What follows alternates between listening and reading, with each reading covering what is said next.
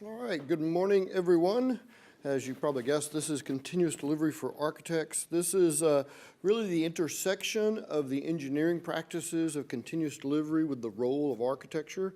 And it turns out there are a lot of surprising amount of synergy between those two things, which I'm going to investigate as part of this talk.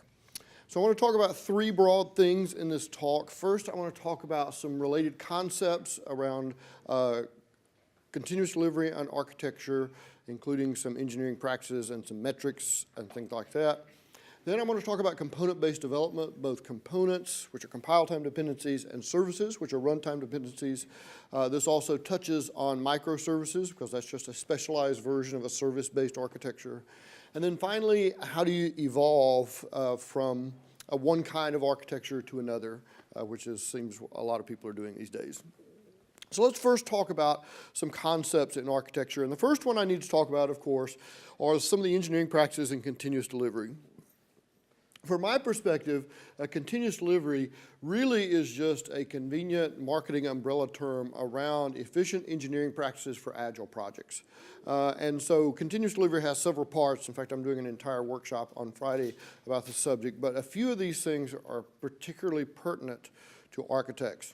One of them is this idea of a deployment pipeline. So in continuous delivery, you replace continuous integration with this idea of a deployment pipeline, which has multiple stages, and you try to achieve success through each of those stages, and you get more and more engineering sophistication in each one of those stages. And so as you look at a deployment pipeline, one of your first challenges as the architect is going to be exactly what stages do you have, because there's no prescribed set of stages that you are supposed to have before you're properly doing continuous delivery. So you may have, for example, a commit stage and a functional testing stage and then user acceptance and staging and on and on. Each of these joined by a kind of a scratch area where you can keep things, intermediate results of builds as you build up more and more sophistication. Over time, the goal here is that you want increased confidence in production readiness. So you'll go through a more and more sophisticated battery of tests and those sort of things as you go along. In this continuous delivery world, pipeline stages become feedback opportunities. If you're accustomed to working in an agile project now, you're accustomed to having continuous integration, and you started treating continuous integration kind of as a magic bucket where you can do a lot of stuff. So you build there and you run unit tests there, and maybe you do code coverage and other sorts of metrics and other things, and maybe you've got functional tests running and other things. What we're trying to encourage here is separate out that bucket of things, make them individual stages in a deployment pipeline, because that allows you to optimize the engineering practices around that stage and the audience for that stage, which is an important perspective. So you have to be the ones that set this up. But there's another responsibility that kind of comes along with this. There's a special stage in this deployment pipeline world where you start taking on additional responsibilities. In most of the continuous delivery literature, it's a user acceptance testing stage. That's just a coincidence of literature. You get to decide exactly when the stage is, but it's the stage in which you start really thinking about operationalizing what you're building. And so this is this idea of a deployment pipeline kind of spread out all together. The commit stage is what you normally think of as continuous integration. This is where your code is integrated and commit and unit tests and those sorts of things are run. This artifact repository is temporary storage on the file system to take intermediate artifacts that you've built and build up a bit more and more sophistication.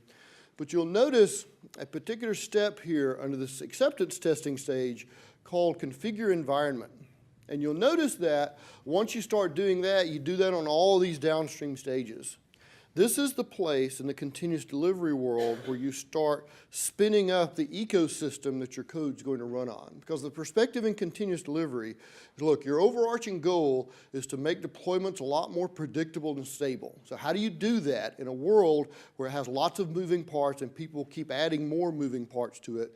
The way you do that is start treating software as an entire universe, an entire ecosystem. So it's not just your source code, your database schemas, it's also the operating system that it runs on and all the ancillary stuff that makes it work. So this configure environment stage, so let's say you're building a Java web-based application. This configure environment stage, you'll now take a Puppet or Chef script and start from a raw IP address, almost always on a virtual machine now, and say, okay, this code needs to ultimately run on CentOS version something with Apache and Tomcat and 47 jar files and these user groups and permissions set up.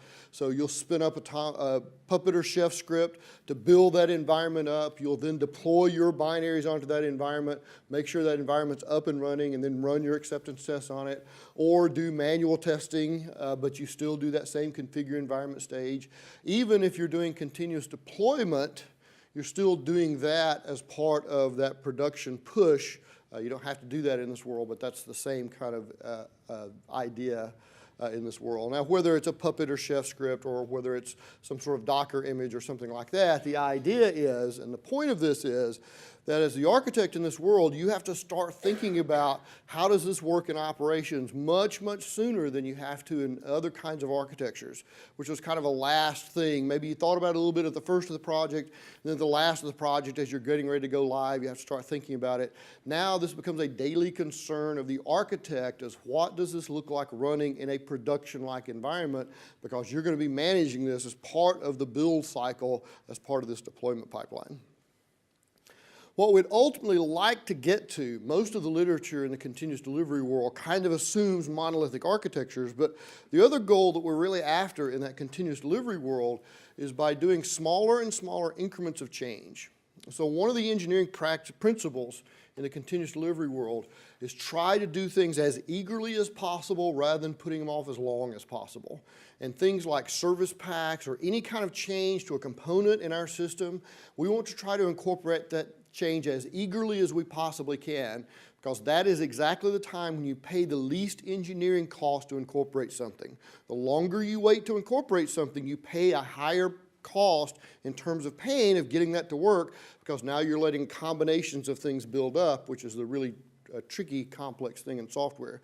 So where we really want to get in this world is have a system set up so that when one of the components changes in your world, in a compilation-based world, when one of your components changes, it automatically triggers a build that ultimately builds in an integration pipeline, the application that you're building. And I'll talk about some of the challenges and other things with that in just a bit. Another kind of realization that this continuous delivery world, the way that this has changed the world of architecture, is it's starting to make us realize that yesterday's best practice is tomorrow's anti-pattern. We keep building architectures around constraints that exist, and then those constraints disappear, and the architecture with all those constraints built in exists for a long period of time. What this really points out is that the abstract job of software architect is sometimes at odds with the practicalities of the messy real world. Because one of the goals of software architect very often is to achieve maximum code reuse. Try to build single sources of truth for things so that you don't have duplications running around all over the place. From a logical standpoint, that makes perfect sense, because obviously duplication is bad. If you can unify things in a single place, that's a good design in an abstract way. But then you have to think about operationalizing this in a messy real world. Let me give you an example of where this ends up biting you. We have a client who runs an airline. And they, architects, had done as you would consider a best practice in the architecture world, built a customer service that encapsulates everything the organization knows about customers. It's all unified in one place. It's all backed by a clustered database that has the giant customer table and all of its ancillary join tables to it. So they've built a single source of truth for customer, which they're quite proud of. And then a volcano exploded in Iceland. And pretty much everyone who had tickets in this airline called their customer service desk to say, hey, is this volcano going off going to affect my airline ticket? Which means that people on the other side of the world couldn't board their airplane, because now the customer service is completely slammed, and it is now the single source of bottleneck. And because it is the only place you can go to get customer information, every part of the business is now affected. From a practical standpoint, this business would be much better off if they had two customer services, one that primarily dealt with boarding things and one that primarily dealt with customer service. And even if there was a little bit of duplication or, shocker of shockers, a little bit of conflicting information in those two things, it would still serve the business better than having the single source of truth that fell over at some point because you built an architectural bottleneck. You have to think about what is it going to take to operationalize this architecture.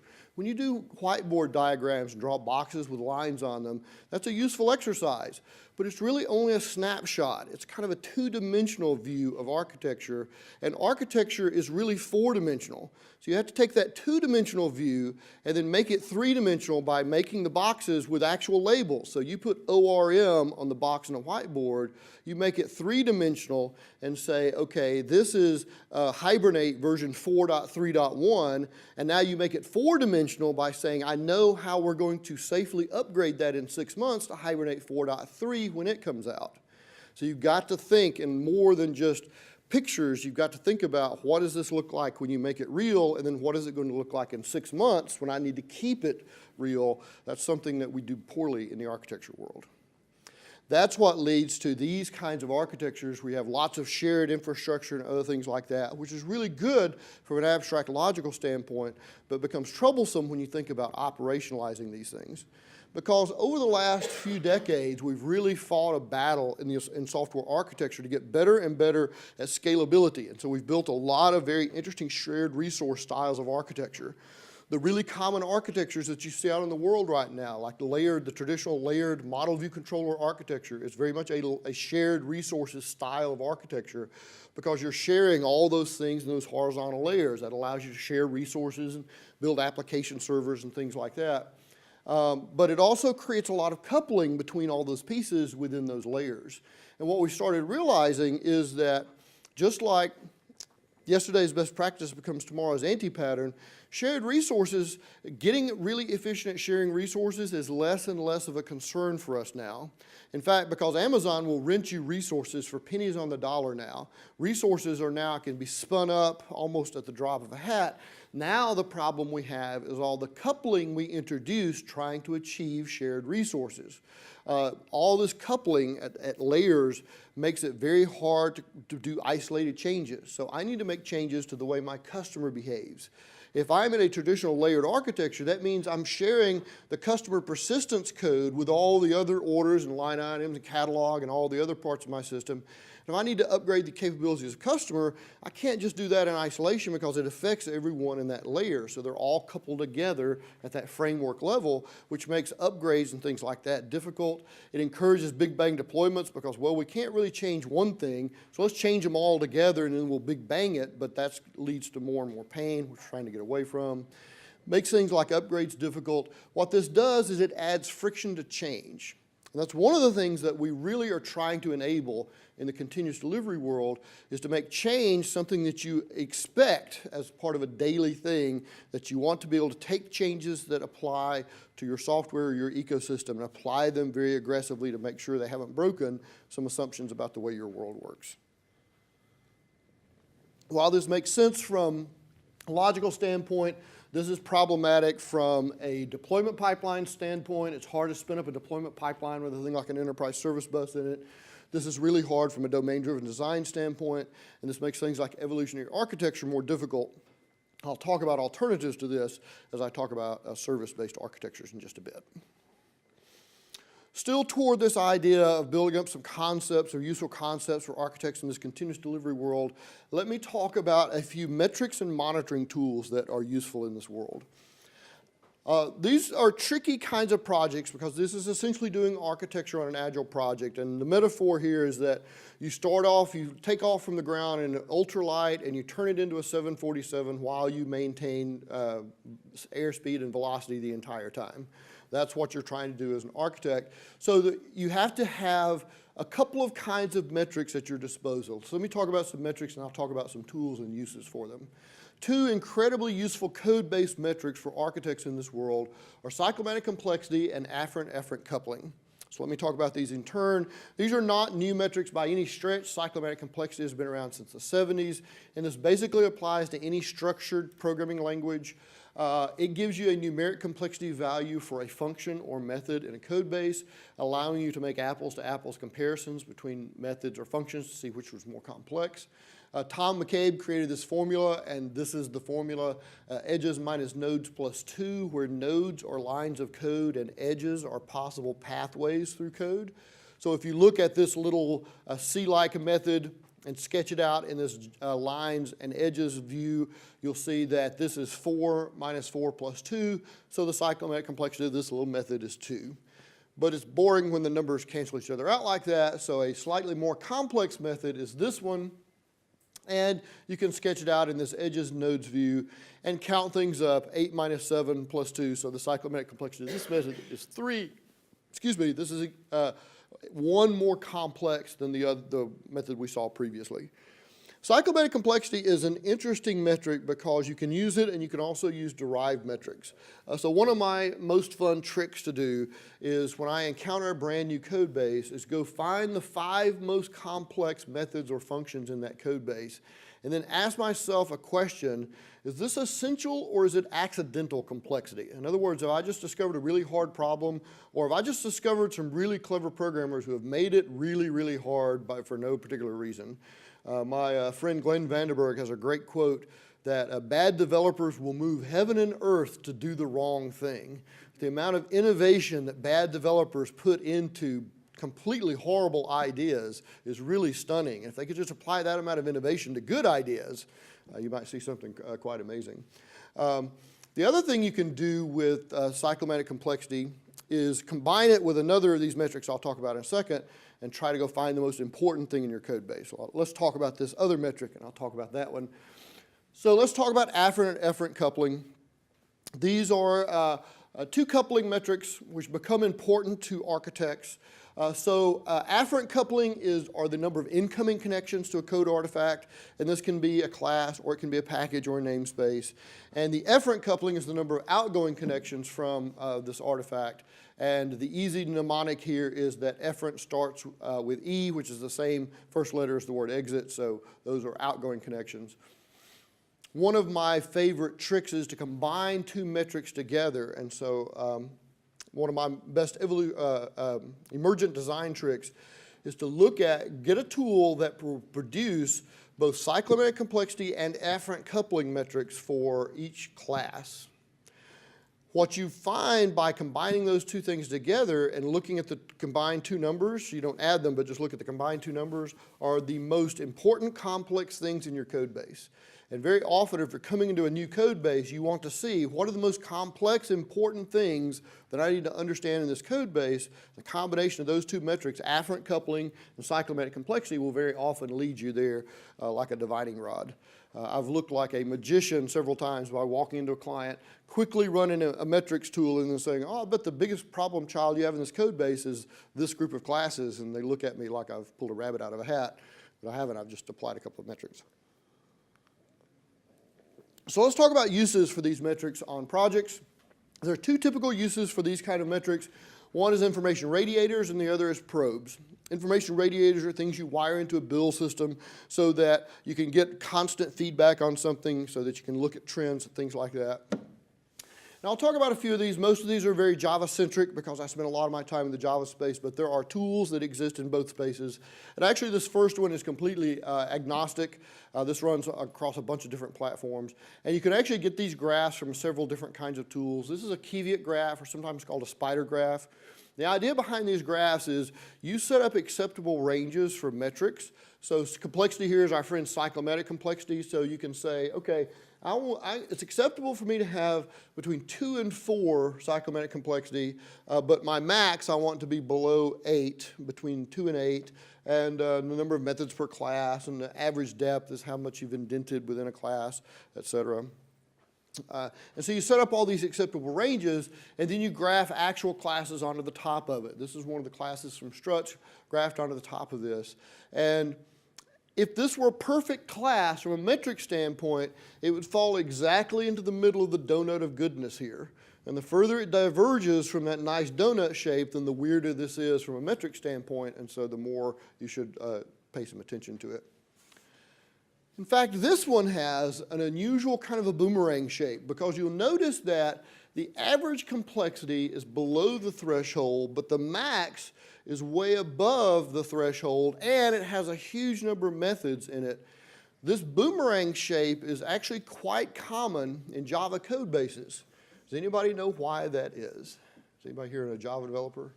Could figure out why this magic property exists a lot of times in Java? Nobody? Yep, exactly. Somebody said it. It's the way that Java works is they don't have a native syntax or property, so there's a convention in the language that a get and a set method yield a property. And so you get these value objects in Java land that are 20 fields and then 40 getters and setters, and then the language also mandates you create an equals and hash code method that accommodate every single field. And so the recipe for that is a whole bunch of little tiny methods, which gives you an average complexity below the threshold, and then a couple of gigantic, horrific methods, equals and hash code, that get you above the threshold. And of course, you end up with lots of methods per class, because each one of those properties is a pair of methods. And so this kind of boomerang shape is quite common in the Java world. So the point of that is some languages tend towards some shapes on these, and you have to watch out for that and don't just automatically think that all your things are broken, and you may end up adjusting your ranges, something like that, to accommodate that. My colleague Eric Durnin has created a bunch of really cool visualizations, and this is one of them. These are at his site. In fact, he's very slowly working on a book about visualizations in software. And this shows an example of a clever idea of how to visualize something that normally doesn't have a visual aspect. There's a tool in the Java world called CheckStyle, which is a static source checking tool. It's similar to FXCop in the .NET world, or some of the tools like RubyFoo in the Ruby and Rails world. What it does is go through in all these categories of violations. It complains about things. So it has categories like Boolean expression complexity and cyclomatic complexity when it's above a threshold, how many nested ifs you have. So it's a static source checker. But when it reports its results, it reports the numbers in each category, but it doesn't report any kind of cumulative results. And so what Eric wanted to do is say, well, given the entire code base, how toxic is the code base? Take into account all these cumulative values, and in fact, which are the most toxic classes in the code base. And so he wrote a little utility, and this is all on his website, that basically went through, CheckStyle is just a command line tool, went through and ran this analysis, and then consolidated all this data into, wrote a script to push this all into comma separated values, and then pull that into Excel, and then created a graph from it to be able to show this relationship in that code. Eric has also produced some really interesting graphs for things like cyclomatic complexity per line of code. This is a good example of something you might generate as part of a regular build cycle. This shows cyclomatic complexity per line of code. This is from a real code base from April 1st, 2006 to August 18th, 2007, and shows the rise and fall of cyclomatic complexity per line of code. And they actually took actions in this code base based on this. This was the first go live release of this code, and because they had a lot of volatility here and it was creeping up at an alarming rate, they decided to take some action, and 3.0 and 3.1 were maintenance releases to clean up a lot of that technical debt. So they're using this to guide the behavior on the project, which is of course the idea you want from something like an information radiator. The other way that you tend to use metrics tools in this world is probes. Like I said, you take off at an ultralight and you're converting it into a 747 in the air, you need to be able to understand what's happening with that code as it's being built. You don't have the luxury of spending weeks or months up front thinking about how all the structural components fit together, because you're building the components and kind of fitting them together at the same time. There are some standard visualization tools out there, but there's a couple of really interesting ones, again, mostly in the Java space, but there are some .NET analogs for this. One of these is this tool Xray, which is inspired by an old school Smalltalk tool. Actually, CodeCrawler is still available on Smalltalk, and the Smalltalk guys invented some of the first really cool metrics and visualization tools. They were the first ones to really do object-oriented coding at an industrial scale, so much so that they built a meta platform for metrics called Moose. And all of the Smalltalk metrics tools accept Moose metadata. And so you can, if you're using some language like Java or C# or some more exotic language like C++, if you can produce Moose metadata, you can produce these kind of visualizations with the Smalltalk code crawler. So there are a variety of metrics tools in the Java and the .NET world that will take your Java code, produce Moose metadata, and then you can slurp that code right into these tools like this. This one is especially designed for Java, but based on the tool code crawler that's available in the Smalltalk world. And the idea behind Xray is you're looking at an entire code base here where the lines indicate inheritance relationships. The length of the box is the number of lines of code, and the width of the box is the number of methods. And so if you zoom in on a piece of the code base here, just knowing the way that you construct the boxes here, that would make me very curious to go have a look at this class and this class. Lots of lines of code, very few methods. I don't really like that shape very much in my code base. I like squarer things, not such long, skinny things, because that suggests that you have lots of very long methods in here, which is kind of a code smell. And so this is kind of an interesting view of a code base, but the more useful view for Xray for us from an architecture standpoint is the way that you can look at dependencies between things in this world. And I have a much better projector today. I showed a few of these yesterday on a really hideous projector downstairs. This one is much better. And you can see a lot more of the detail in these diagrams. So in Xray, when you click on a particular class, it will show you the Afferent and Efferent coupling from that class. The arrowheads will show you whether it's Afferent or Efferent. And the weight of the arrow indicates the strength of the connection between these things. And so you can see here that there are 3 highly coupled classes of this one, another one that's medium coupled, and then a double handful of very lightly coupled things to this class. So that's a kind of an interesting view. This allows you on a class-by-class basis to say, how coupled is this class to the rest of the world? How much of the rest of the world uses this? Which is kind of interesting from an investigatory standpoint. But you can also get a pie chart view of the entire world, and this becomes more interesting when you start thinking about decomposing things. So this is a package view of a particular class, a particular project, and then this is a class view of that exact same project. Now, this is a relatively simple project, so you don't have a giant amount of stuff going on here, but notice that Xray, when it does this, always produces the same picture, so you can use this consistently to do some analysis on this. Notice that if, for example, let's just say this is a crazy hypothetical because I'm sure no one here is in this situation of having a monolith which you're trying to kind of decompose into smaller and smaller services or smaller and smaller pieces. You know, just a hypothetical. I'm sure nobody's really trying to do that or anything.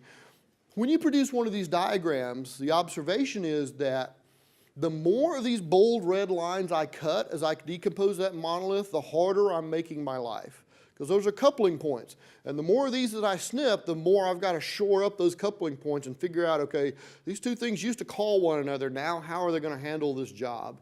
And so if I were looking at this purely from a decomposition standpoint, my first instinct would be to say, you know what? If I had this monolith and I need to cut it down into smaller pieces, the first piece might be, can I just slice all this part off as one big service? Because now I'm slicing the fewest bold red lines when I do that, and so structurally at least, it's going to be way easier to make that transition. It may run afoul of other kinds of coupling, like temporal coupling or something like that, which I'll talk about later, but at least from a structural standpoint, you can kind of see how much things are coupled to one another, and that becomes some interesting information when you start thinking about decomposing things. This is a more realistic picture from a real project. This is Argo UML, which is an open source UML mapping tool, and it's Java-based. And this is its class diagram from Argo UML. Obviously, a lot going on there. This falls into the hazard of tools like this, what I refer to as the hairball effect. Once you get a certain level of information density, it becomes hard to get real information out of it. You can filter this down in Xray, which makes it more useful. And this is the package view from the same project.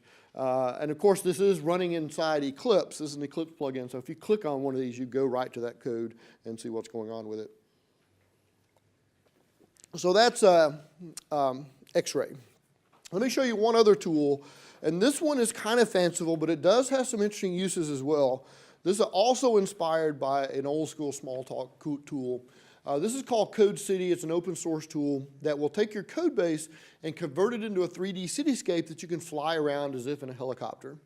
So each of these buildings is a class. We follow the same rules as Xray, where the height of the building is the number of lines of code and the width of the base is the number of methods in that class. And the neighborhoods are packages or namespaces. And so you can take your code base and kind of fly around inside it if you want to see what it looks like. There's my code base. There's one really bad class there, that tower. It looks like an airplane hazard. This is from the airplane straight down above you. So that would be just kind of cool, but you can also turn on some colors here. So I'm turning on brain classes, which are in yellow, and God classes, which are in red. So a God object is an object that knows too much or does too much, and those are highlighted in red here. Those are objects that typically have really high afferent and or efferent coupling. What kind of classes should have high afferent and or efferent coupling? Controllers, workflow components, the things that herd all these other model objects together and make them do stuff and then send them off to a view somewhere. And so if you turn on God objects here and it lights up non-controllers, then you may want to look into those to say, are you really more complex? Do you know you have way too much coupling? Have I got my structural partitioning wrong because you're so coupled to the things around you? Maybe that all should be one thing. Those are God objects. Brain classes are ones that have really high cyclomatic complexity. So you can look at those and say, are those too complex, or is it essential versus accidental complexity, that sort of stuff. The other thing you can do with Code City is snapshots in time. I wish you could do any arbitrary time. You can't. You have to go in and say, I want a snapshot at this point in time. But this allows you to see the code base kind of grow over time and evolve. But something weird happened here. I want to go back for a second and talk about this neighborhood right here. So there was a point in time where it didn't exist, and then all of a sudden, it existed. So given the rules of how we know how Code City builds buildings, what is this weird little neighborhood that has popped up over here? What do you think? It could be that a bunch of C programmers have joined my Java project that don't understand, object-oriented programming. They're all building big, static methods or something like that, but that's not it. Anybody? It's code generation. Code generators, when they run, typically build things in their own package and namespace, and they typically build classes that have almost no methods in them and a whole bunch of generated code, and it's all boilerplate, so it's tons and tons of code. That's what creates this weird little neighborhood that you see here. Now, if you're the architect on a project and you're not expecting code generation to happen, and this pops up at some point while you're in mid-flight, you may say, oh, wait a minute, this is kind of odd. Let's go investigate what's going on here. Sometimes having tools that allow you to see code at a coarser grain level than the source code itself is really useful because you can see patterns and correlations and other things in some of these visualizations. Having said that, we still have a lot of very serious limitations in metrics in the software world. We would like for these to be a much stronger analytical tool than they are, but we're kind of behind the gun because we've only been doing software for real for 100 years or so. We're basically at the point where civil engineers where they'd build a bridge, roll something heavy over it, when it collapsed, they'd say, well, that was kind of a crappy bridge, let's try again and see if we can build a better bridge. That's kind of where we are in engineering sophistication now. So while we love metrics, they suffer from a lot of limitations. There's a signal-to-noise problem in that you may have a really interesting metric and it's telling you something, but there's a noisy metric very close by that's drowning out the interesting part, and so it's hard to figure out which one is the more pertinent value. The other problem is there's no one true metric that tells you tons of things about a code base. There's nothing anywhere near kind of the tools that they have in the statics and dynamics world for structural engineering. Even really useful metrics like cyclomatic complexity can't tell you, is this essential or is it accidental complexity? All it can say is it's complex, and you still have to figure out should it be there or not. So they're very blunt instruments at best. Another problem is you gather a bunch of metrics and then you ignore them. I refer to this as the sonar problem because it has a really nice plug-in from Maven, and you wire it all up and generate a bunch of metrics like, wow, this is cool. And you forget about them for like a year, and you go back and say, look, we've been generating metrics for a year, and it says our code base sucks, and it's too late to do anything about it. So that's a problem. Inaction and overaction are both problems. Inaction for obvious reasons. You gather these things and never use them as part of your feedback loop to actually act on them. In fact, the way that we typically consume metrics on projects when I am the tech lead or architect is that we typically have, our usual is we have 2-week iterations, and we have an iteration planning meeting every 2 weeks. Just after that iteration planning meeting, we typically have a developer huddle, which is half an hour, 45 minutes of just developers and technical people. And that's when we go over things like trends and metrics and things, thresholds and things that we need to watch out for and other things that need to be acted on. So that's a way to avoid inaction. The other problem is overaction.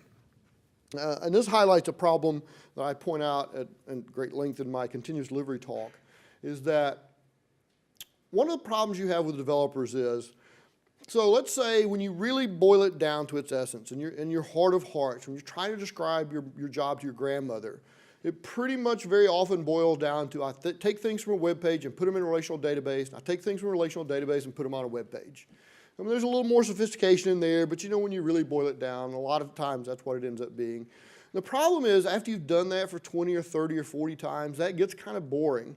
You know what developers do when their day job is boring? They invent cool puzzles to solve at work so that they have meaty puzzles to solve when they come into work every day.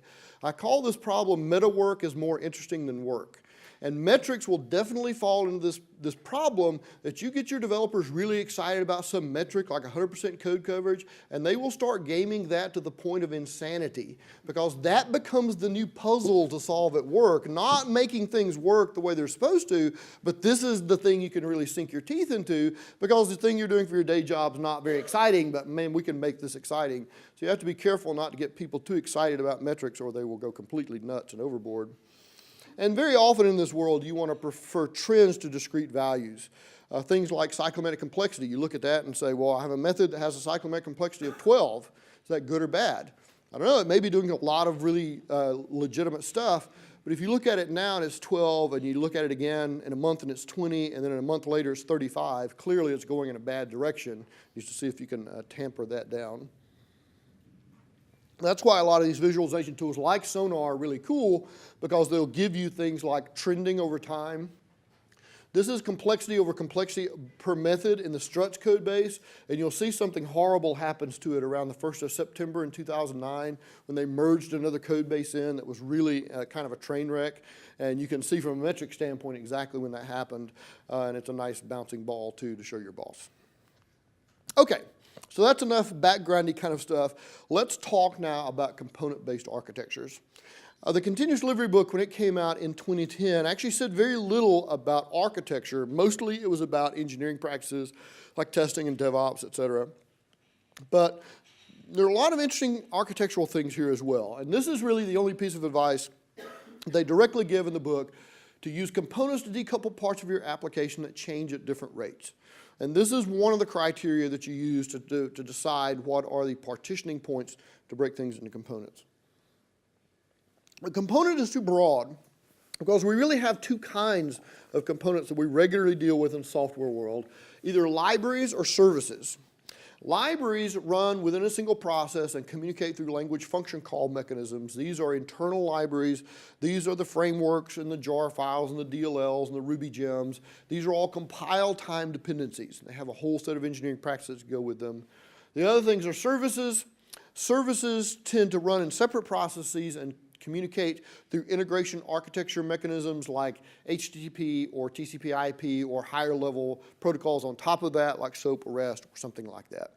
So let's talk about each of these things in turn, and let's first talk about some things around components in this world.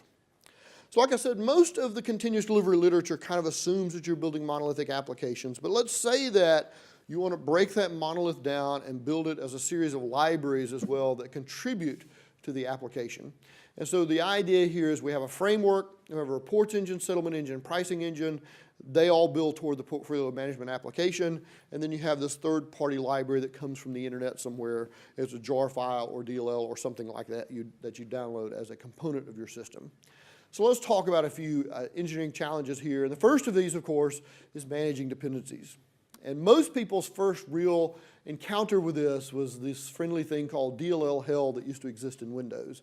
But I bring this up here not just from a dependency standpoint, but it also completely exemplifies my earlier contention that we constantly build outdated architectures. Yesterday's best practice is tomorrow's anti-pattern. Because think about why DLLs existed. They existed because in the very, very early days of Windows, hard drives were very small, 10 megabytes or 20 megabytes. They didn't have room to statically link all that code together to make all those applications, so they came up with an architecture that said, well, we'll share all these libraries that are common across all these controls, again, toward this architectural goal of absolute, singular purity, have one source of truth for those things. But of course, the problem is different people's one source of truth became different things as updates happened, and you get these transitive dependency management problems. The limitation that led them to that design disappeared within the first 5 or 6 years of its life, but the architectural limitation persisted for like 20 years before they finally chased it away with .NET and the way their components worked. But from a realistic standpoint now, people have two approaches to tackling this on projects. The ubiquitous lib directory where you put all of your dependencies and everybody feels free to add stuff all the time, but everybody is terrified from removing anything from this library because you might accidentally destroy the earth if you did that. Or some sort of transitive dependency management tool, and everybody always ends up with some sort of transitive dependency management tool because this is just too hard a problem to solve otherwise. So every platform has one of these now. We have Maven and Ivy in the Java world, and NuGet in the .NET world, and Bundler in the Ruby world, and Pip and Fabric in the Python world, and Grunt and Gulp in the JavaScript world. So all these things exist in every platform now. So let's talk about some anti-patterns around components. And this one is really quite common, circular dependencies. When you have a class that relies on another class, which relies on another class, it comes back and it relies on the original class. This is really super common in languages that have really powerful IDEs, like Java and .NET. Because what happens is you're tooling along in your IDE and you reference some class that you've never referenced before that is conceptually 100,000 miles away. What does your IDE do as soon as it recognizes that? It pops up a friendly dialog that says, do you want me to auto-import that class for you? And you swat that away so fast you never even realized it happened. If somebody came 5 minutes later and said, hey, did you just auto-import something? You'd say, no, I haven't auto-imported anything for like an hour or so. Because it's just a reflex now. You swat that dialog like a fly, never even think about it. What you really need is some sort of obnoxious Clippy-like thing that pops up in your IDE that says, should you be importing this class from all the way over there? Should you think about this? Are you really creating a cycle in your code base if you do this? The problem with cycles is it makes things really hard to componentize because these things all become tangled up together, and it makes your life cycle a lot more complicated. So let's talk about some tools to get rid of this. This is one in the Java world called Jar Analyzer. This is an open source tool that you can run against a directory of jar files, and it will tell you how those things are coupled to one another. It will give them Afferent and Efferent coupling ratings against one another in a matrix so you can see how things are coupled to one another. But it also uses the open source GraphViz graphing library to graph the relationship between those dependencies. And so, for example, here's from struts 1.0, the dependencies between the components that make up struts. This can become a real problem in Java if you ignore this problem, and I give as my evidence to that the exact same diagram for struts version 2. Yikes, that's terrifying. This is what happens if you ignore this problem in the Java world. You end up with an exuberantly coupled system that would be extremely hard to componentize now because everything relates to everything else. So let's talk about getting rid of that. This is the only commercial tool that I talk about here. This one is specifically for Java, but there's an analog in the .NET world as well.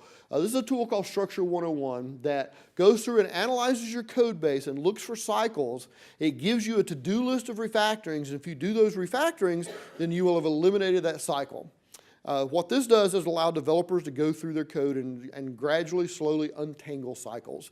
If you look at a component-based framework that is almost legendarily clean in terms of metrics and particularly cycles, Spring and all the related pieces of Spring, And that's not coincidental. All the Spring committers run Structure 101 on their laptops, and before they make major commits, they make sure they haven't accidentally introduced cycles, because it's so easy to do this, because the tooling in this world just makes it automatic to produce cycles. And so kind of step one is to go through, find the cycles in your code base and untangle them.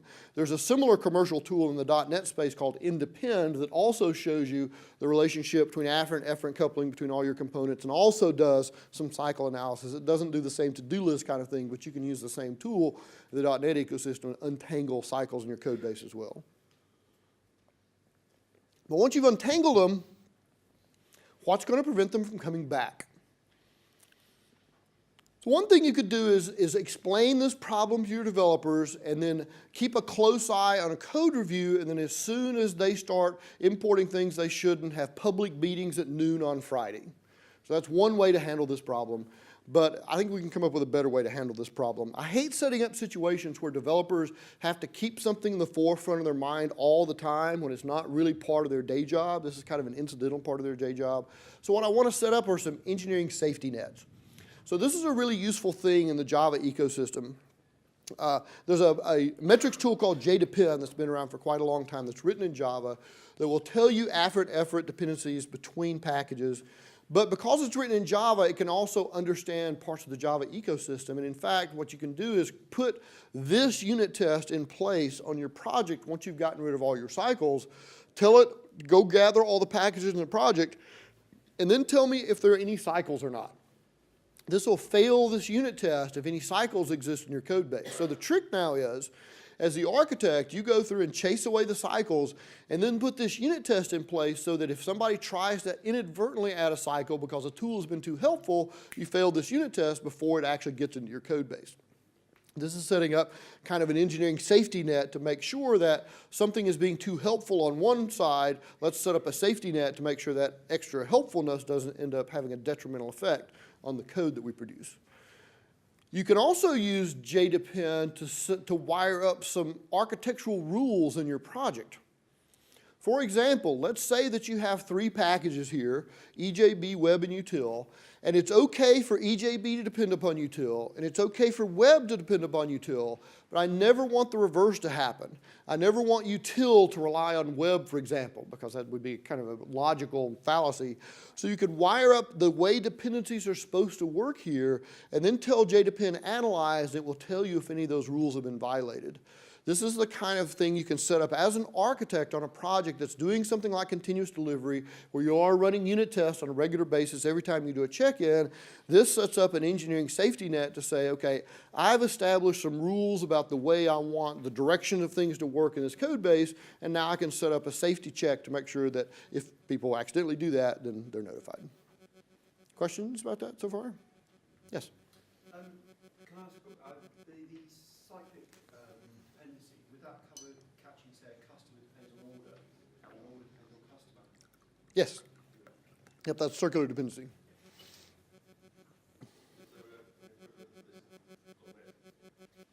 This I'm not sure about. Certainly you could build a tool like this because you can use reflection to learn all this stuff. And my guess is that someone has, I just don't know about it. So it would be worth doing a search for that because it's a really useful thing. What's the difference between this to, for instance, getting a layer diagram and validating the architecture? I'm sorry, what's the difference between this and? If you have a layer diagram in your project that you validate the architecture, what's the difference?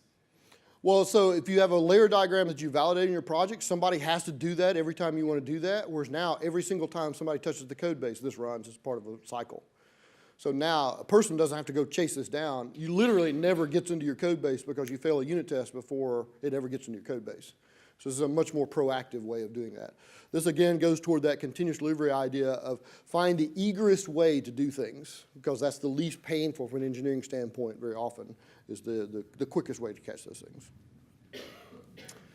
So what we really want to get to in this world is the ability to pipeline libraries together to say that this component builds in this component. And in fact, deployment pipeline tools allow you to set up these kinds of scenarios where make sure all 3 of these are built correctly before you build the next thing, and you can control dependencies that way.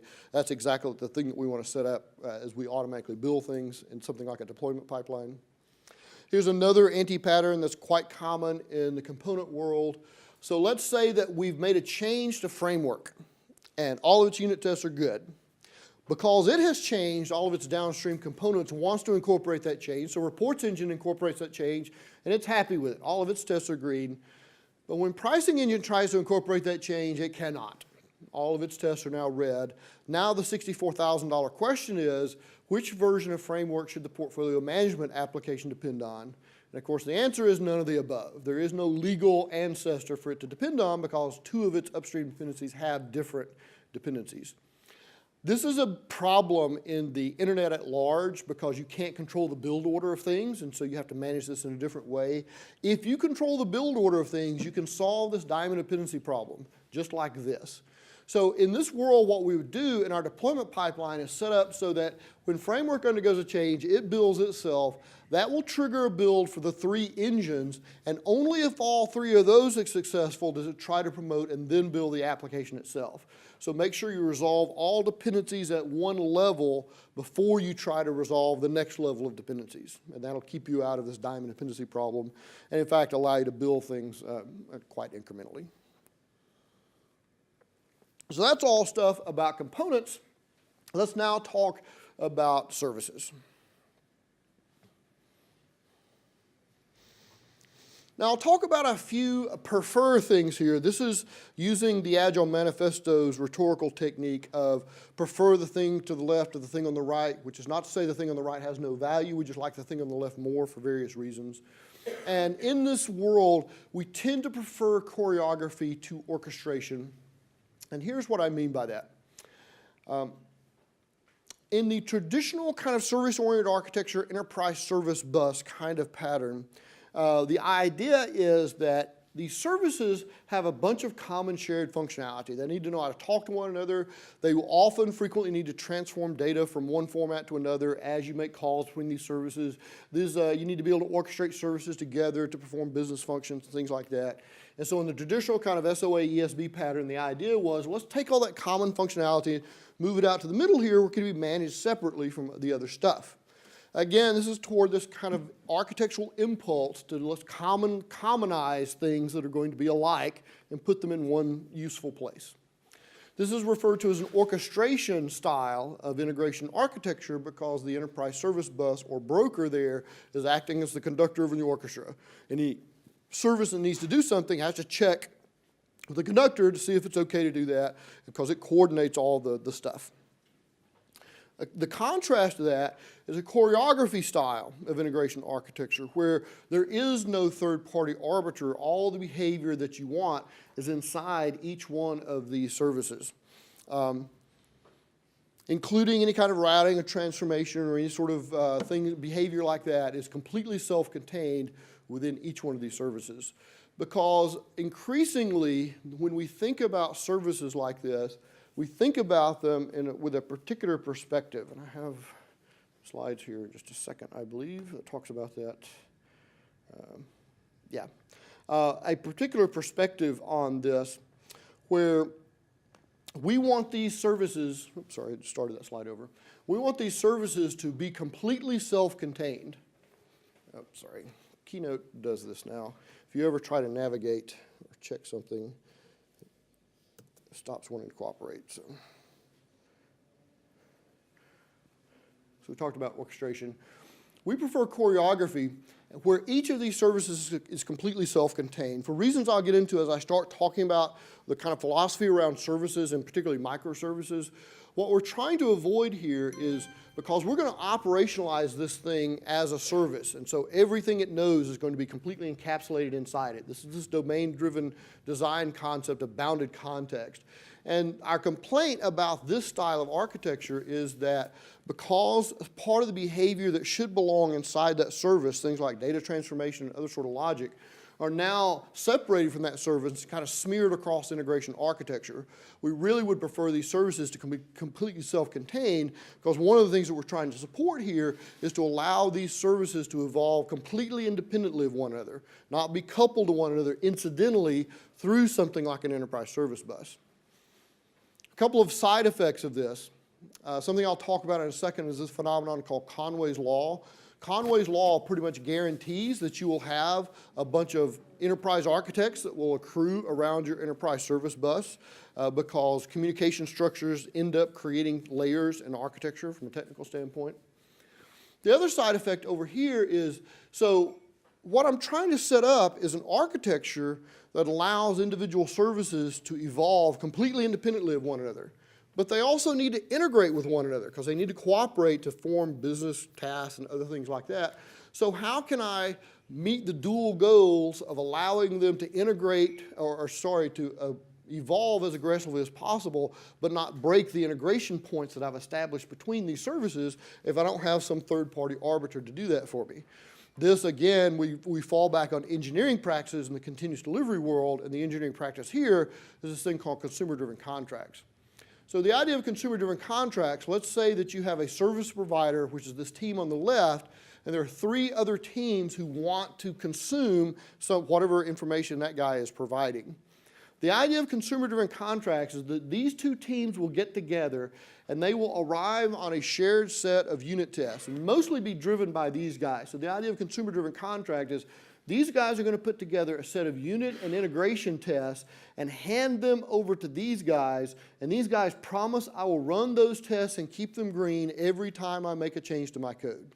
We're going to do that for all 3 of these teams. So this team is going to put together a set of unit and integration tests that encapsulates what they need from that service provider and hand them those tests. So this team is now running 3 other sets of unit integration tests as part of their normal build cycle to make sure those contracts stay intact.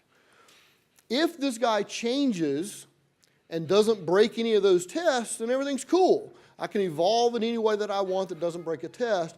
If a day comes where I need to evolve in a way that will break one of these tests, that becomes a placeholder for conversation between those 2 teams again. Let's get together and figure out how we can unify this and rebuild these tests so that we can keep those contracts intact even though we're changing.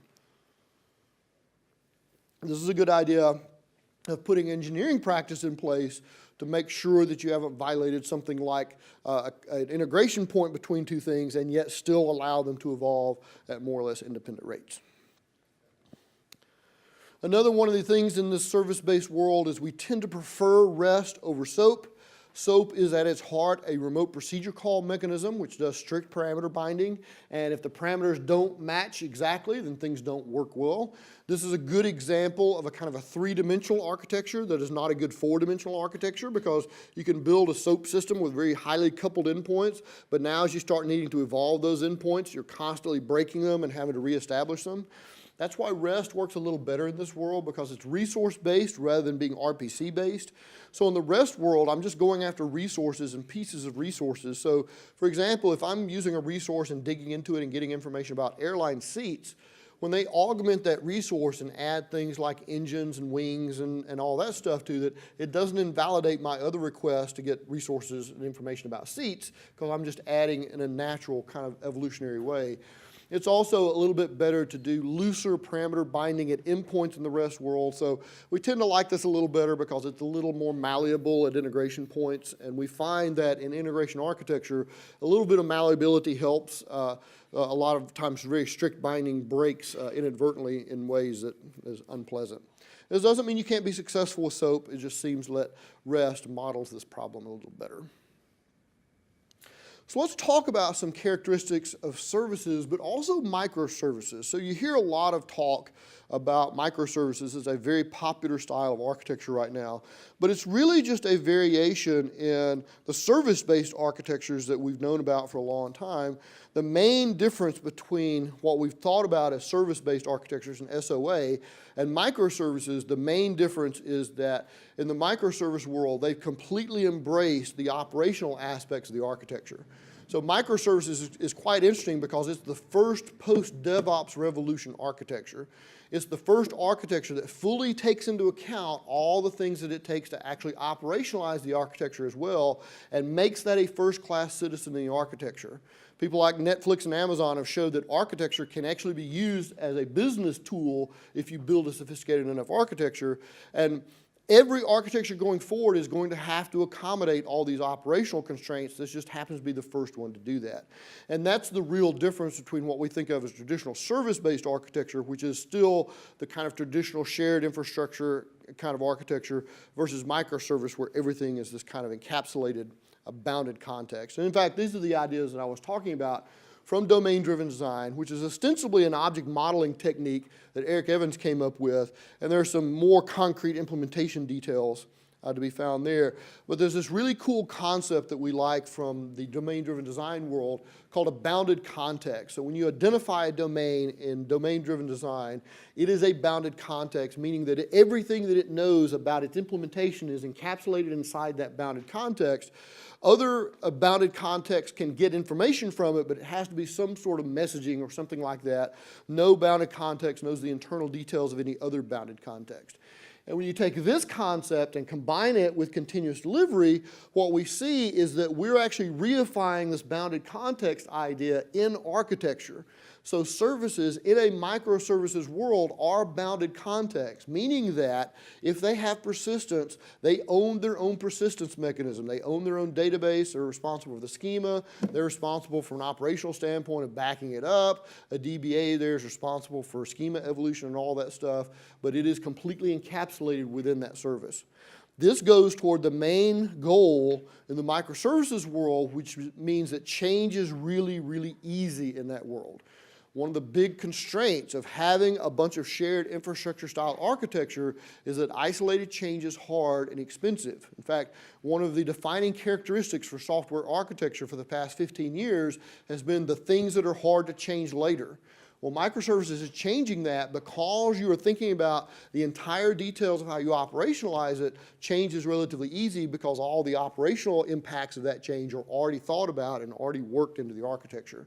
So the big difference between a services-based architecture and a microservices from this standpoint is that you may not have as encapsulated a boundary in a services-based architecture as in a microservices-based architecture. So when we talk about services, we talk about monoliths versus services to some level of degree of decomposition. We talk about monolithic architectures. You're talking about using shared resources, running multiple things in the same kind of containers. Microservices tend to run in their own processes and be completely self-contained within their own process. Monoliths, when you want to scale them, you tend to take containers and cluster them together and build protocols at the application server level to handle that. Whereas in the microservices world, if you need scalability, you just spin up more versions of microservices. But this is a good example of this perspective shift that I was talking about before. Because really, scalability should be an operational concern. Operations is the one that owns machinery and resources. They should be the one to think about and worry about, like scalability on demand and that sort of stuff. But this kind of architecture treats operations like the weather. It's something that you have to endure and you can't really make any changes to it, and so we'll just work around them. And so a lot of scalability and other kind of protocols, clustering protocols, are built in the tooling at this level, whereas over here we say let the operation part of the architecture handle that, and you can build a lot simpler pieces here because they're not relying on all the sophistication to handle things like clustering and load balancing and all that stuff. You can handle that at the operational level. So I mentioned Conway's Law before as I was talking about choreography versus orchestration. And this is Conway's Law. This is an observation that Melvin Conway made back in 1968, which is one of those kind of obvious in hindsight observations that any organization which designs a system will produce a design whose structure is a copy of that organization's communication structure. Besides being a tad wordier than he should be, what he's observing here is that when you have a communication structure in an organization and they design systems, the system design will tend to resemble the communication structure that exists inside the organization. That's the thing that suggests if you have specialists in your architecture, like UI specialists and middleware specialists and DBAs, you will end up with those layers in your architecture. So it's a natural kind of consequence of the way communication streams work on software projects. This is a cartoon I found about Conway's Law, and I reproduced it here because it's shockingly accurate in many cases. So Amazon really does have this really super fine-grained kind of structure for their teams, which I'll talk about in a second, 2 pizza teams. And Google really does have a very convoluted communication structure like this. And this is reflected in their architectures. Google hates transitive dependencies. They love building big fat executables where all the dependencies are resolved at compile time, which is why they love C++ and Go, which is a compiled language. They like managing all those things up front and having things that are completely self-contained, whereas Amazon has become the master of transitive dependency management. That's kind of what they do, and oh, they also sell books. But mostly they do transitive dependency management like kings. And of course, I think Oracle's funny here with the legal department is mostly versus the engineering department. What Conways Law suggests is that most people end up structuring teams like this because it's natural from a human resources standpoint to say like things flock together. So, you know, all those user interface people, they all have tattoos and piercings, so let's put them in one set of offices. And, you know, the server-side guys all have neck beards, let's put them in one set of offices. And, you know, it's easy to partition people like that. What we're suggesting in this world is something that we're calling the inverse Conway maneuver, where you build domain-specific cross-functional teams. This is quite common in a services or microservices-based world where you have cross-functional teams that manage the domain thing, the service that you're trying to build. That has some interesting beneficial side effects.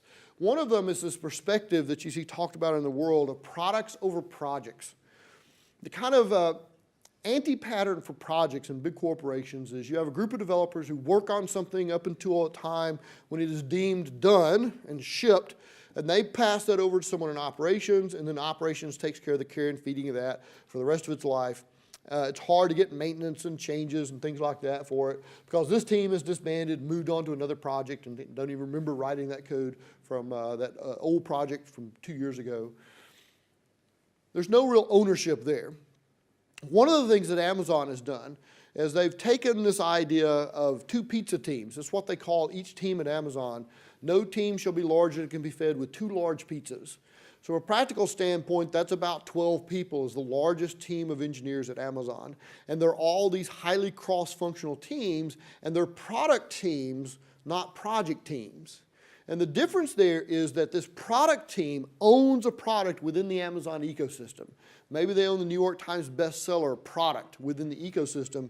That means that they have developers and business analysts and a product owner as part of this product team, and they have a DBA and an operations person, and the operations person on this team puts it into production for them, and this team owns that in production forever. There's never an expiration date on this because this is your product. This is the thing that you own as part of your job at Amazon. Each of these teams is completely autonomous and responsible for putting their own stuff into production, and the product owner is responsible for proselytizing this product within the overall Amazon ecosystem. So they're going to go and see what other services within Amazon would like to consume from their service as a product. This has a bunch of interesting side effects because this brings social pressure to bear on projects. This whole 12 people thing is not coincidental. This is kind of a natural partitioning of groups of humans. They think pre-verbal hunting parties were about this size. Most sports teams are about that size. This is a natural kind of partitioning of people. But it also helps you pull in social constructs. So let's say that you're in this more traditional world here, and you wrote some terrible code that blew up in the middle of the night, and someone from operations got paged and had to go fix some train wreck you created. You're very detached from that from a day-to-day job standpoint. Maybe you get an email the next morning that explains that something went wrong. But if you're on one of these 2 pizza teams at Amazon and something goes wrong in the middle of the night, somebody on your team got paged and had to get up and go fix it, and you have to look across the breakfast table at their sad, tired eyes the next morning, it's going to make you a more responsible developer because it has now an immediate impact on somebody that's part of your team, not some voiceless, faceless person that's in some silo somewhere in your organization. It's somebody that's on your team that you know on a regular basis you're going to try to do a better job on their behalf. Another characteristic of a lot of these services and microservices architectures are smart endpoints and dumb pipes. We're trying to become as decoupled and cohesive as possible here, and inspired by the way that things like Unix pipes and filters work. The transport in this world is typically something like HTTP because it's nice and transparent, or messaging over a lightweight bus if we need to go to binary. Now, I said bad things about things like an enterprise service bus earlier. I will amend that by saying that if you're using your enterprise service bus purely for plumbing, then we're okay with it. The reason we don't like that enterprise service bus concept is it violates that bounded context idea where everything that a service knows or does should be encapsulated inside its bounded context. If you're taking some of its behavior and smearing it out across your integration architecture, you've violated bounded context. But if you're using an enterprise service bus just as a pipe, then we're okay with it because you haven't violated that rule. Another common characteristic in this world is decentralized data management. When you have monoliths and you're talking to monolithic databases, it's very easy to do things like transactional behavior because it's well supported within the monolith and the frameworks that support the monolith.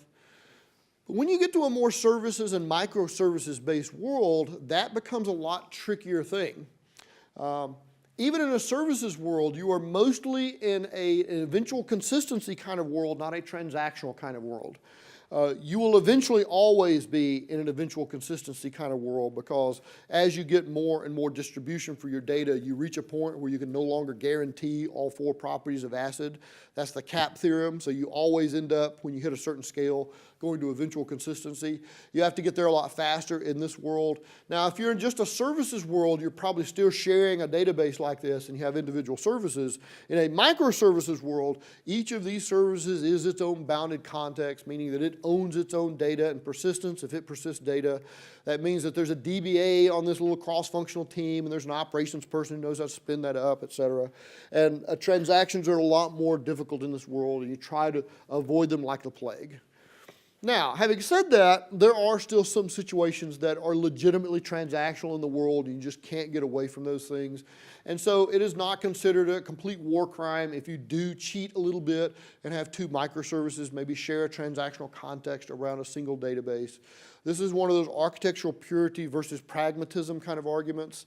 The example that I gave yesterday that I typically give in this case is that there is something like 7 normal forms in relational databases, and if you really are a dyed-in-the-wool relational database person, you go to all 7 normal forms, which nobody ever does. You get to about 3rd normal form and you say, you know what, that's good enough, because while the philosophy is cool, it's now becoming cumbersome. That's the same thing here, particularly if you're in an evolutionary situation where you're evolving from monolith to services, you may keep some of those in place as known exceptions to the purity of the architecture just from a pragmatic standpoint so you don't end up doing something crazy like trying to wire up distributed transactions. Another beneficial side effect, particularly of this whole bounded context idea, is that you don't get ripple effects of changes. So let's say that this team is the customer team, and they're building a customer microservice which says that they own their own persistence. And they decide, you know what, we're going to use Mongo for this because this team is responsible for spinning up their own relational database instance and managing the data and all that stuff. And maybe the operations person on this team has looked around and noticed that, you know what, I can take Mongo from a raw IP address to running instance of Mongo in about 90 seconds flat, and I'm pretty sure you cannot get the first Oracle install dialog to come up in just 90 seconds. And so they've decided, you know what, we don't need the bazooka, the atomic bomb that is Oracle from a data standpoint. I just need simple persistence. And so you put Mongo in place and operationalize it yourself. And it turns out it was a terrible idea. 6 months later, it's like, oh, what a nightmare. We need to change to Postgres. And you change to Postgres, and nobody else cares because nobody else is coupled to that infrastructure. This is the beauty of microservices. This is why change is a first-class citizen in this world, because nobody else is coupled to that decision, nobody else cares, and so each of these teams is allowed to make their own decisions about things. Now, we're not suggesting a world here where everybody's allowed to just go crazy and pick their own technology stacks, but We also observe a world where a lot of people are being forced to use tools that are way more complex and sophisticated than the code they're writing just because they're being forced to share all that infrastructure. If there's only a single database server I can choose for my organization because everybody has to share that, I have to pick the one that handles every edge case, which means I have to get the industrial strength nuclear option in enterprise database server. But most of your problems, 90% of your problems don't need, and in fact is overkill to use something as sophisticated as that. This allows you to right-size technology choices for the problem you're trying to solve inside your ecosystem. That's the idea. So let's talk about some benefits of this kind of services and microservices kind of world. And here's an example of that. So let's say you have a bunch of services and or microservices running around, and you need to draw a page. Now let's say this is a commercial site like Amazon, for example, and a user requests something. We send out a bunch of requests to those services and we start a clock. The clock is really important because for a site like Amazon, I don't know what the exact number is, but you can bet that they've done market research and they can tell you the exact cutover point where the richness of the page takes too long to draw that makes some percentage of customers get bored and wander away. So they know exactly how long they have to draw the richest page possible that preserves the most number of customers. They've done this market research to do that, so the clock's very important. So when they send off those requests, some of these guys will start sending results back. We don't draw anything yet, but this guy starts aggregating those results and start planning about how we're going to draw a page. And at some point, the clock expires. It's done. It's time to draw the page. We render the page. Some of these services may still send stuff back, but you know what? Sorry, you're too late. Maybe next time you'll get in fast enough, but the SLA to draw the page is more important than getting the most recent accurate information from that, whatever that service was. And so in this world, timely partial results are more interesting than slow complete results because we're trying to work against a service level agreement for being able to draw a page here. And so, for example, maybe one of these calls, maybe one of the things I want to put on the home page is New York Times bestseller list. So as soon as I make that first request, it sends out two service requests, one to the cached New York Times bestseller list service and the other to the live bestseller list service. The cached one comes back right away, and I plan to put that on the page. If the live one comes back in time, I'll replace the cached one with the live one, but if it doesn't, you get the cached one on the home page. If you really want that, you click through it and get the real thing, and you'll wait long enough to get that. The other side effect of this is that returns here are optimized for ranking and aggregation, not display. These are all data structures that come back. This guy is responsible for actually drawing the page and deciding what elements to put on there and what ordering and all that stuff happens. When you operate at really extreme operational scale, you can do things like this, sending off multiple hundreds of requests per individual user request to do lots of interesting things in parallel. And I'll give another example of this, which is the semi-magical Google ability to ask, did you really mean this when you typed in a search? The way that Google does that is when you issue a search against Google's ecosystem, you don't issue a single search, you issue several hundred. Because it takes your search string and permutates it in well-known misspelling ways, like transposing letters or substituting vowels and things like that. And if it comes back with a really high correlation for one of those and a really low for the rest of them, it'll come back and say, did you really mean this? Because I got really good search results back for this and almost nothing for that trash you typed in. So I think you probably meant this. And of course, they're right much of the time. But think about what that means from an operational standpoint. How many people are doing Google searches every second? And for each one of those, they're spinning off hundreds of service requests, and it's coming back almost instantaneously. That's a good example of being able to operate operationally at scale. Another common practice in this world is to embrace polyglot solutions. We don't really want to impose the same language or frameworks on every single team. Again, we're not trying to suggest that this becomes just total governance chaos here, but if you look at most large organizations and look at the spectrum of too many languages and platforms versus too few, most large companies fall well to the side of too few versus too many. And so from a microservices standpoint, you want to standardize on the gaps between services and be flexible in what happens inside the boxes. In other words, standardize on an integration architecture like REST Level 2 or REST Level 3, and let individual teams build right-sized technology choices for their individual services. You don't really care from an architectural standpoint because you're not coupled to anything they're building, and so there's no real compunction from an enterprise architecture standpoint to force them down a particular path, just from more from a sanity standpoint than a shared infrastructure standpoint. So Sam's advice, who wrote the microservices book, is have 1, 2, or maybe 3 ways of integrating and not 20, and pick some sensible conventions and stick with them. That becomes your integration architecture. When you talk about deployment in this world, you want to operationally make this simpler. So you don't want to make your operations how to understand all these different shapes of things that you're creating, a Ruby on Rails application, and a Java application, and a .NET application. You want to make those consistent, and so have a consistent deployment mechanism. This is why things like Docker are really, really popular right now, because Docker allows you to create what looks like to your operations group identical images of Linux or similar machines, but then you can run the individual kinds of things inside Docker containers, and so this is a very popular mechanism to do that for now.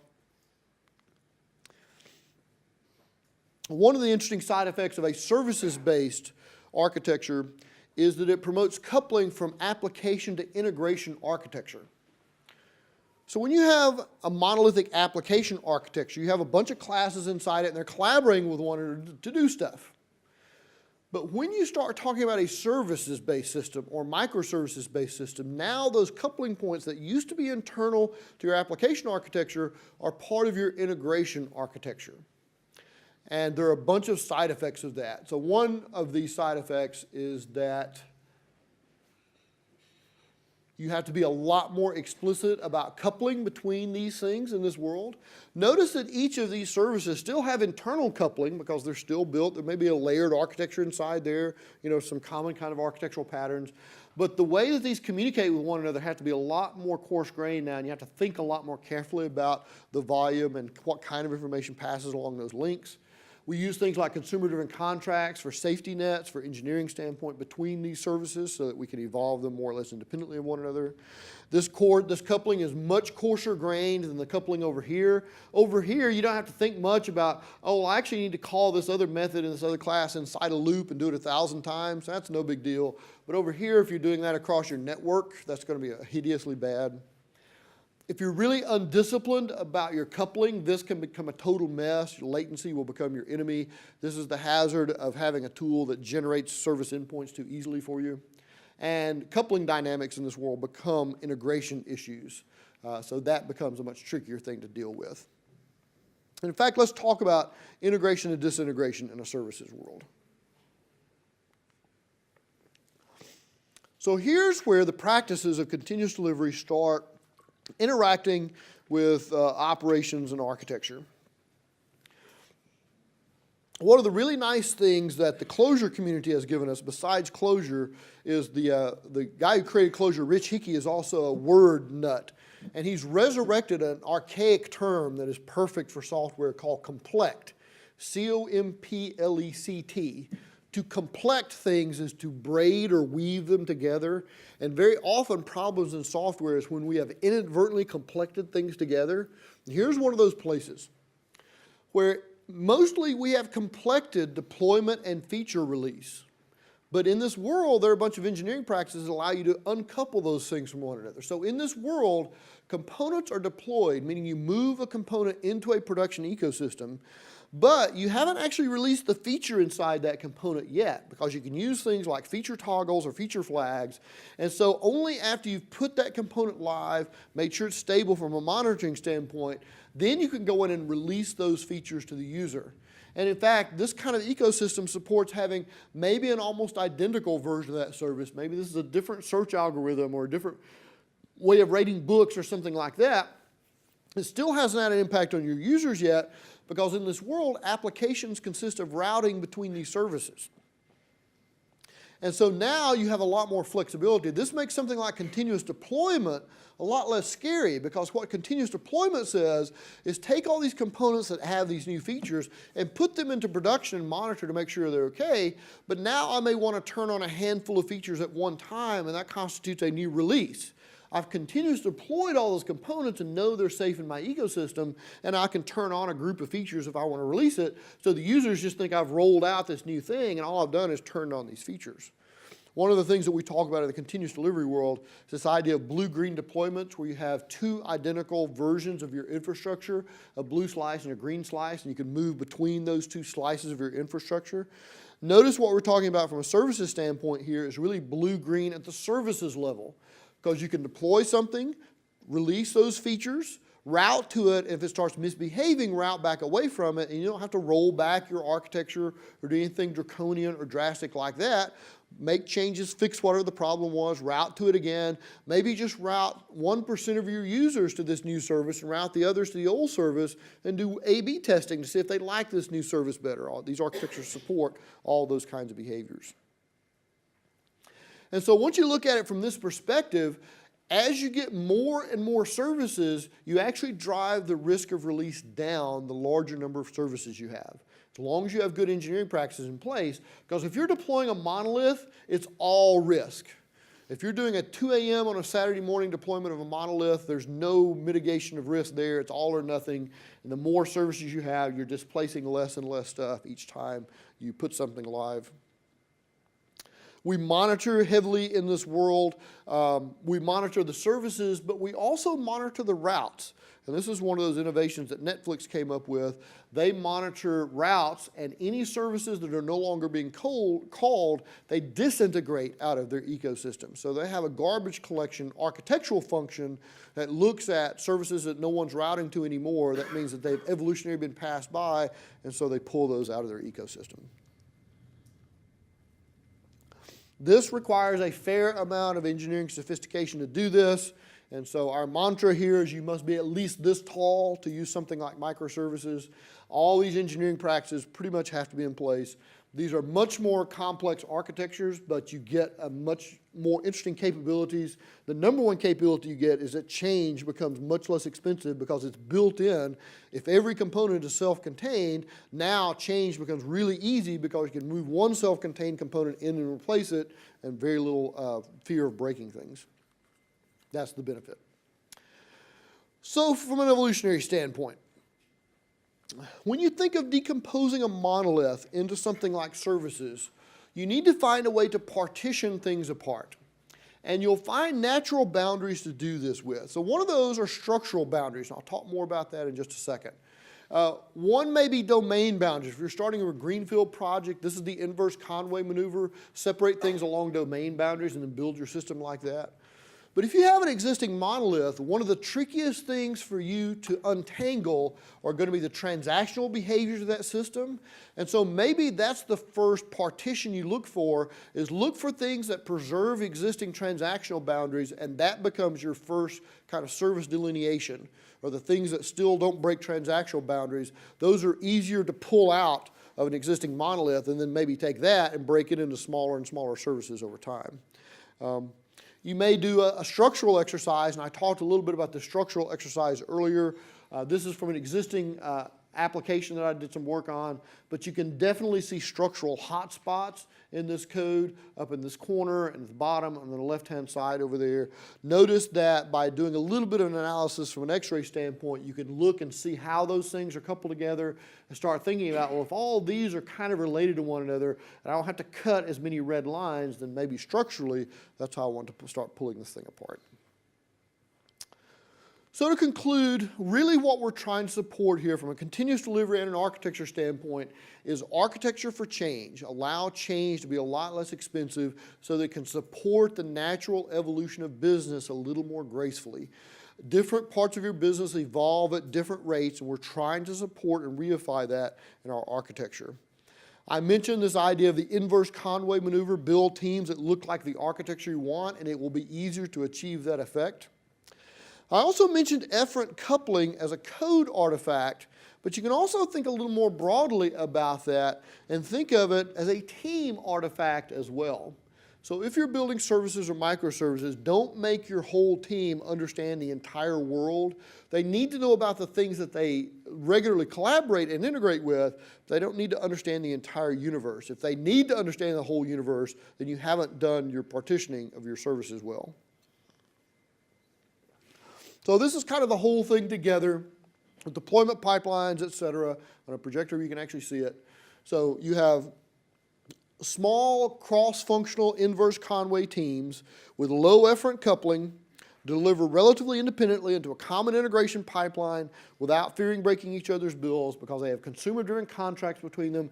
They have an integration pipeline that is set up here to eagerly incorporate changes as quickly as possible and make sure it resolves diamond dependencies and those sorts of things so that these teams can work relatively independently with consumer-driven contracts for the things that they do need to know about and being blissfully unaware of the things they don't need to know about in the rest of the ecosystem and being able to produce changes with a good rate of speed and good cycle time without breaking stuff. It looks like I'm actually officially out of time, so I will go ahead and set you free now. If you have any questions, you can hang around a little bit after, and I'll be happy to answer them for you. And I'm doing an entire workshop on this subject on Friday as well. Thanks very much for coming. Hope you enjoyed it. Thanks.